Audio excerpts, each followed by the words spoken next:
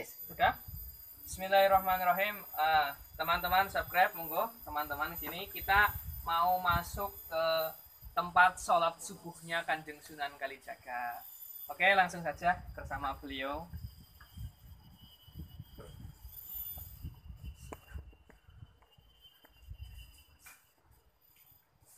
Agak lebar loh Pak niki, luas.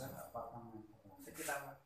Alhamdulillah niki beliau Bapak Juru Kunci akan menjelaskan inilah yang tadi kita bicarakan di luar, merupakan situs dari peninggalan Kanjeng Sunan Kalijaga yang telah dijelaskan oleh Bapak Juru Kunci bahwa tempat ini adalah tempat sholat subuhnya Kanjeng Sunan Kalijogo. Mungkin Bapak jelaskan lebih lanjut dan nanti kita izin ya Pak saged ningali teng apa lebetipun. Monggo kamera disut. Bismillahirrahmanirrahim. Subhanallah. Niki riyen anu nggih Pak, istilahnya lokasi nggih sujudane nggih salate terus iki tenan umur tersuku kami aku langsung tempat setengah baru tuku kados niki. Oh, subhanallah. Lah niki mone rencana niate arep keramik kae sing tapi mboten pareng. Karena mayoritas asli kados niki mawon. Bismillahirrahmanirrahim. Dibarakatil ya. Nah, berarti niki riyen istilahnya sederenge kados mriki riyen anu watu tiga. Oh, jadi salate nang watu.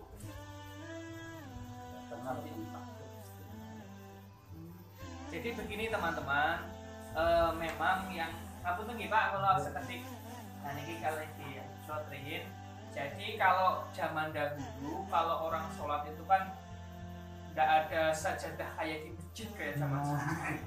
Nah tradisinya orang dulu itu kalau untuk sholat itu kan syaratnya sholat harus suci tempatnya, harus suci pakaiannya, harus suci dirinya. Nah untuk menjaga kesucian itu supaya tidak kena najis, maka panggonan untuk sujudnya biasanya dikasih batu untuk ganjel. Makanya ini insya Allah secara unsur bukti nyata ini merupakan jelas bahwa tempat ini merupakan tempat untuk sholat. Bukti nyatanya sebelum ini tumbuh jadi seperti ini, riyin wonten watune 3 nggih Pak.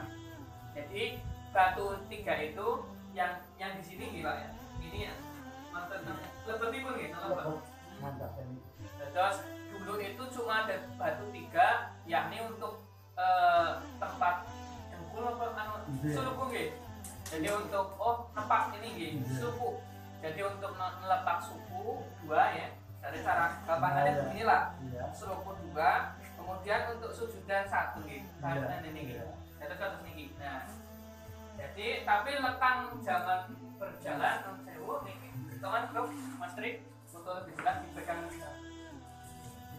Nah, tapi berjalannya waktu oleh Allah diberi untuk menjadi bukti sejarah, jadilah bentuk ini. Jadi ini alami tumbuh begini nih Pak. Iya. Jadi ada ini non sewu itu ada apa? Tanahnya tumbuh ke atas ya subhanallah, itu entah itu karena unsur apa.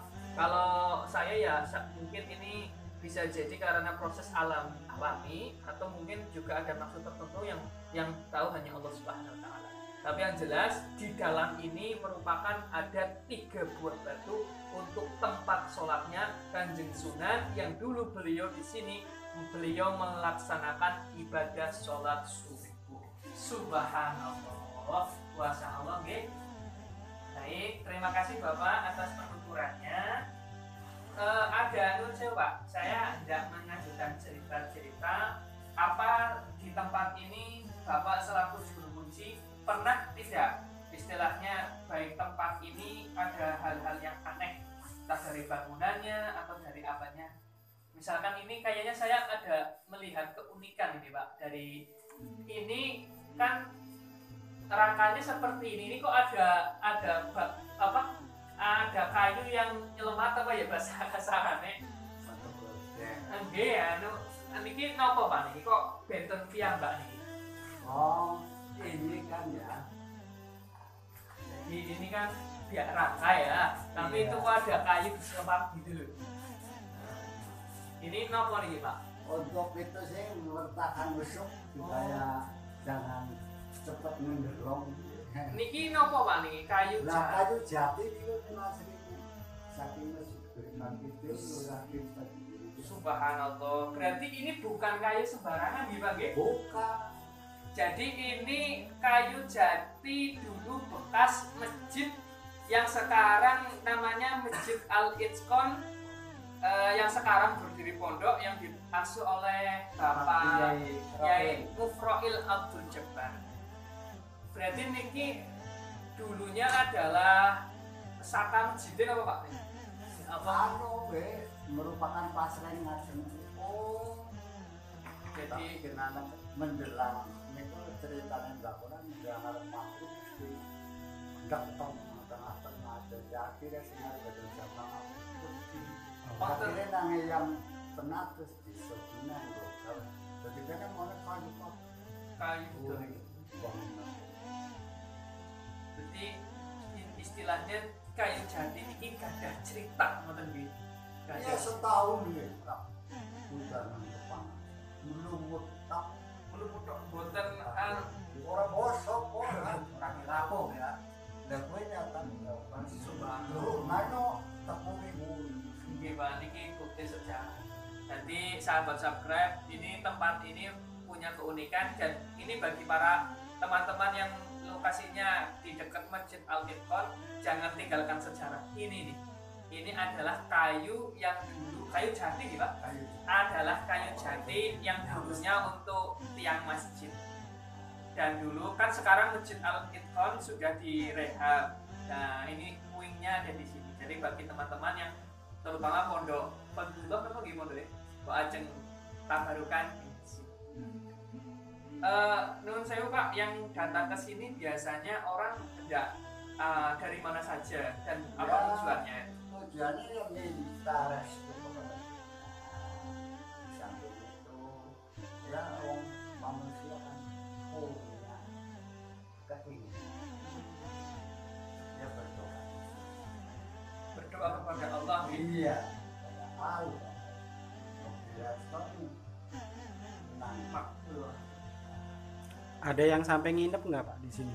ya Ada.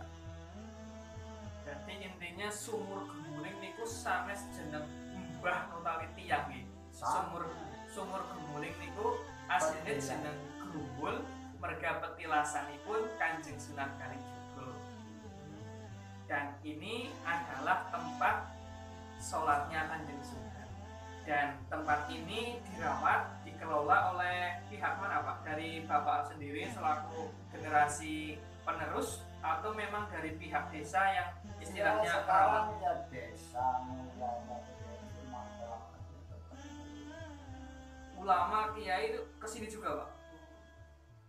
Begitu teman-teman cerita sekelumitnya tadi sudah dilihat ya. Intinya di dalam ini soheh ada 3 batu tapi gak kelihatan soalnya sudah ditutup oleh tanah tadi. Yang tanahnya nggak tahu itu kok tanah kok bisa tumbuh, nah itu kan aneh. Harusnya yang tumbuh kan tanah, tanahnya tumbuh sendiri. Entah itu karena proses alam atau apa saya tidak tahu. Dan jelas kesimpulannya ini merupakan tempat sholat. Sehingga yang namanya tempat sholat pasti dalam bahasa kita ada asar. Asar itu merupakan barokah. Jadi teman-teman yang hendak ke sini niati saja untuk istilah orang tabarruk atau sekedar istilahnya tadabbur mensyukuri nikmat Allah dan mengambil berkah lah. Berkah itu bukan berarti meminta kepada Kanjeng Sunan ya. Berkah itu tawassul atau perantara kita itu meminta kepada Allah dengan kesolehan kita dan dengan keberkahan waliullah yaitu Kanjeng Sunan Kalijaga. Dan tentunya Pak, di tempat seperti ini aja Kanjeng Sunan dulu bersikeras untuk tetap sholat subuh. Nah ini bagi teman-teman yang sholat subuhnya do kerainan dijagai. Karena Pak Kanjeng Sunan ikhlas jadilah tempat yang Nanti nggih Pak nggih, matur suwun sangat ini kepada Bapak Juru Kunci yang telah menceritakan begitu luas, begitu banyak mengenai sejarah tempat ini, yakni petilasan, dan satu lagi nanti di bawah adalah sumur Gumuling, dan yang mereka ini apa tadi yang saya sebutkan bukanlah nama orang tetapi nama tempat petilasan dari Kanjeng Raden Mas Zahid alias Sunan Kalijaga. Terima kasih saya haturkan, semoga menjadi amal ibadah. Nah, terima kasih, sekian. Assalamualaikum warahmatullahi wabarakatuh. Langsung ya. Ini Pak. Sallu ala Nabi Muhammad. Ya Rabbi sholli. Ya, ini kita mau menuju ke Sumur Gumuling. Ini kita lihat jalannya menurun dahsyat. Ini yang bangun sinten Pak niki Pak? Anu kenyataan pribadi napa pripun niku? Pribadi subhanallah. Kasih keturunan apa pripun Pak? Boten, ya pakai modal. Kepengen ada Jakarta.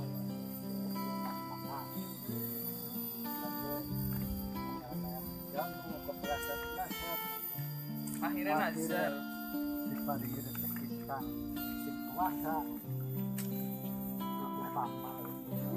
Subhanallah. Jadi bersyukur ini. Dan orang kepleset. Berarti semuanya pada kepleset ya Bang. Di shooting Bok? Iya ke deleng. Nek gemen ora digawe kaya iki jal kaya iki udah pleset. Ngono ya. Barokah wong sing ziarah anu makbul doane. Terus akhirnya kepengen amal ibadah. Ya ini guys lokasi Sumur Gumuling. Ya. Ini lapal. Nah ini. Anak bajunya cantik. Subhanallah. Oh sebenarnya dia teman ya. Naik. Ya 60 cm.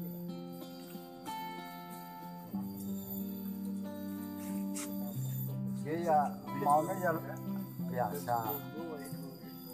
Tapi kan nasi pinggir itu kadang-kadang kayak gitu. Tapi nasi itu kepala.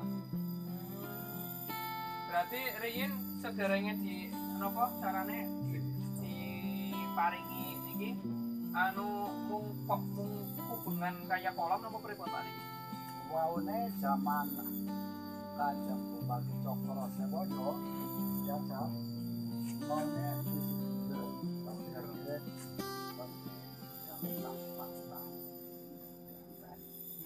jadi mana asli tetepan bekas tongkat. Oh, berarti mung kaya anu bekas tongkat bolong terus metu banyune niku. Subhanallah. Jadi kayak legendane anu apa jenenge kaya bukan legenda ya, seperti kisahnya Nabiullah Ismail alaihissalam yang dimana beliau itu jejak tanah terus metu banyune yang kita kenal dengan Zam-Zam. Ini Kanjeng Sunan itu mau wudhu terus cari mata air. Kalau kita pikir logis sebenarnya juga ada logisnya selain ada unsur karomah. Kanjeng Sunan orang Linuih betul, tapi selain Linuih juga cerdas. Kenapa cerdas? Kita lihat itu kalau ke atas kan dhuwur toh, akeh wit-witane. Nah, beliau menemukan mata air di sini, kemudian sama beliau dicucuruk kanggo tongkat, dek metulah banyune. Orang mungkin banyune nang dhuwur, orang milih mengisor. Makanya Kanjeng Sunan golek tempat di sini yang ternyata airnya dari atas. Makanya wonten ceritane napa mboten sat napa nggih Pak? Jarang sat istilahnya. Nggih ora ketika kok setahun lebih dia lah ketang sepatok kayak Wonten Subhan. Jadi sumur lagi kene duwe embus Sumur harus anu kene. jalure tinggalane mbah kuwe sumur sanding dalan zaman urung ana pam urung ana pam 5 RT iki wong sunari mangsan keterang ngono karo global. Subhanallah. Dadi Ya, bener-bener nguripi tiyang nggih, Pak. Ana tuge iki jalure Jalur. dana Ah, grogok Aku tak tahu. nggih monggo. Subhanallah. Jadi berarti leres ibaratnya Wis. gumuling temenan nggih, Pak. Nguripi wong temenan nggih. Lah yo 5 RT sih kita. 5 RT diuripi sumur. sesumur. Ibaratnya tuke mriki nggih. Sekalian tutorial wudu bae ngono wae.